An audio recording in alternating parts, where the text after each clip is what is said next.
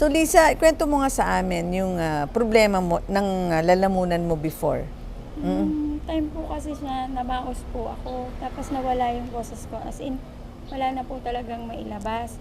Tapos nung nakita nga po ni Ma'am Cora na wala akong boses, in-offer niya po sa akin yung Melawil na babadan ko ito nga yan. daw ako. Ito yan. Babadan ko nga daw po siya ng isa.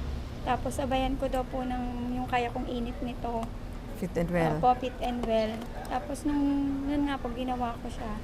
Binabadan ko po siya. Nung nararamdaman ko na natutunaw, inanuman ko naman po nito.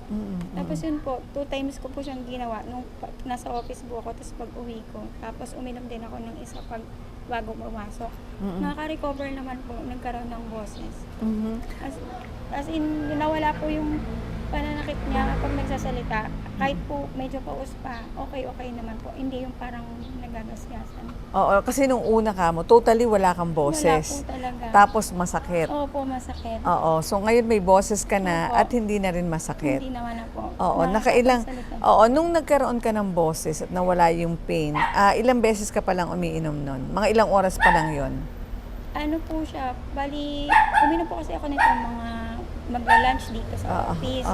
Medyo mga kahapon, kumalma-kalma siya. Tapos inulit ko ulit bago ako matulog. Pero yung boses mo kailan lumabas? After 3 to 5 hours ba? O what? Mga ano po, kinagabihan naman. Okay. Unti-unti siyang merong sounds Lumalabas Opo. na. Tapos pagpasok ko nga, sabi ng mga ka-office mate ko, uy, may boses na siya.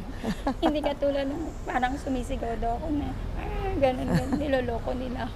Okay, so tingin mo ang nakatulong talaga sa'yo ang pag-take mo ng Melawil at ng Fit and Well? Opo, kasi ito lang po talaga yung ininom ko nung time na yun. Wala naman po akong ibang medicine na tinake. Ito lang po talaga. Kaya proven ko po siya sa akin talaga. Kaya yun po. Thank you. Thank you po. Thank you.